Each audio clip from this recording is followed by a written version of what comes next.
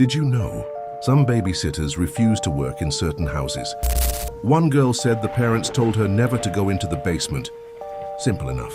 But while she watched TV, she kept hearing a faint clicking sound from downstairs, like nails tapping on the floor.